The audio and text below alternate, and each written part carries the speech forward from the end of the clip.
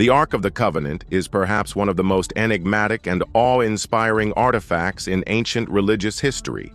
Revered in Jewish, Christian, and Islamic traditions, the Ark is described in the Hebrew Bible as a sacred chest constructed by the Israelites at the command of God, designed to house the stone tablets of the Ten Commandments given to Moses on Mount Sinai.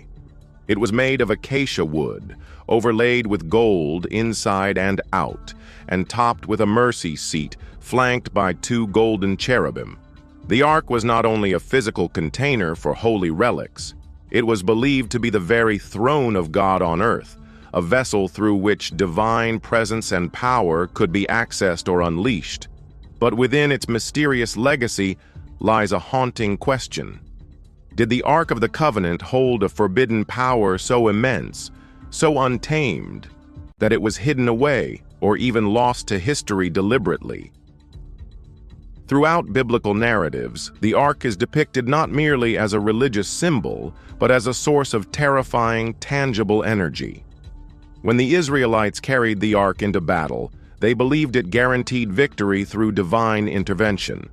One of the most striking accounts appears in the book of Joshua, where the Ark is carried around the walls of Jericho for 7 days until the walls miraculously collapse. Whether one interprets this event literally or symbolically, it showcases the belief in the Ark's destructive potential. Later, in the book of 1 Samuel, the Philistines capture the Ark, only to be plagued with calamities including tumors and infestations, ultimately leading them to return it in terror. These stories suggest that the Ark was more than ceremonial. It was seen as a conduit for raw, divine force, capable of bringing ruin or blessing depending on how it was handled. In this context, the Ark's power seems not only sacred but dangerously volatile, as though its energy was never meant to be contained by human hands. Perhaps the most disturbing account is found in the story of Uzzah, a man who, according to the book of 2 Samuel, reached out to steady the Ark when it was in danger of falling. In an instant, God struck him dead for touching the sacred object without permission. To modern readers, this reaction may seem harsh or even senseless, but within the ancient worldview, it reinforced the belief that the Ark radiated an unearthly holiness that was literally lethal to those who approached it improperly. If the Ark was simply a wooden box, even one of great symbolic significance, why did it kill? This chilling narrative has led many to speculate whether the Ark contained something beyond theological significance, something technological or energetic that modern science might struggle to explain. Could the Ark have been a form of ancient technology, misunderstood by ancient peoples, or even a device that stored or emitted electromagnetic energy at dangerous levels? Some theorists and researchers, particularly within fringe archaeology and speculative history, argue that the Ark might have operated like a capacitor or an early form of a high-energy battery. The specific materials mentioned in the Bible, gold, acacia wood, and specific measurements, are not arbitrary. Gold is an excellent conductor of electricity, and the layering of conductive and non-conductive materials in the Ark's design resembles the structure of a modern capacitor.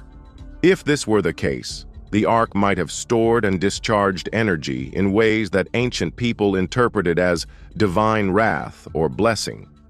Perhaps the sudden death of Uzzah was not the result of God's direct judgment, but the consequence of an ungrounded electrical discharge. While this theory remains highly speculative and lacks mainstream archaeological support, it raises compelling questions about how the ancients may have interacted with advanced technology, whether of their own making or of some external origin. Then there's the issue of its disappearance. The Ark's last known location in the biblical narrative is in the First Temple in Jerusalem, built by King Solomon. However, when the Babylonians sacked Jerusalem in 586 BCE, the Ark mysteriously vanishes from history. It is neither listed among the items taken by the Babylonians nor mentioned in the extensive post-exilic records of temple reconstruction. This silence has spawned countless theories. Some say the Ark was hidden by priests before the invasion. Others claim it was taken to Ethiopia, where a version of it is still revered in Axum. Still others believe it lies buried beneath the Temple Mount, awaiting rediscovery. But what if the Ark wasn't merely lost? What if it was hidden or destroyed because its power became too dangerous? If ancient leaders or priests believed the Ark could no longer be controlled or safely used, they may have chosen to bury it, dismantle it, or send it to a place so remote it could never again pose a threat. This line of thinking aligns with a recurring theme in many mythologies and religions, that forbidden knowledge or divine instruments must be concealed from the masses for their own protection. The Ark's portrayal in modern popular culture, especially in films like Raiders of the Lost Ark, has only deepened public fascination with its supposed forbidden power. In these fictionalized portrayals, the Ark becomes a weapon of divine fury, capable of incinerating enemies or unleashing supernatural forces beyond human comprehension. While such depictions are obviously dramatized, they are not without a basis in ancient texts. This enduring image of the Ark as a divine nuclear device reflects a broader fear. That power, even sacred power, is dangerous when wielded without understanding or respect. The notion of the Ark as a forbidden object taps into archetypal themes: the Pandora's box, the Holy Grail, the Philosopher's Stone, objects that promise divine insight or strength, but at a terrible price. From a theological perspective, the forbidden nature of the Ark's power can also be interpreted in spiritual terms. The Ark represented the presence of God among the Israelites, but it also served as a boundary between the divine and the profane. Only the high priest could approach it, and only once a year, on Yom Kippur, and even then, only after extensive rituals and purification. This separation underscored a fundamental truth in many religious traditions, that the divine is not to be approached lightly. In a metaphorical sense, the Ark's power is forbidden not because it is inherently evil, but because it demands a level of moral and spiritual maturity that humanity rarely possesses. In this reading, the Ark becomes a mirror, revealing our hubris, our desire to control the uncontrollable, and our tendency to exploit sacred things for personal gain. But what if the Ark's power wasn't forbidden because it was divine, but because it was alien? A subset of ancient astronaut theorists suggest that the Ark may have been a technological artifact left by an advanced extraterrestrial civilization. This view draws on the similarities between biblical descriptions of the Ark and modern accounts of technology. The radiant cloud that accompanied it, the need for precise handling, the lethal consequences of improper contact. In this framework, the Ark is not a relic of faith, but a piece of misunderstood alien technology that ancient people revered as divine because they lacked the context to understand it. Proponents of this view often link the Ark to similar artifacts described in other ancient cultures: boxes, thrones, or stones that emit light, sound, or power.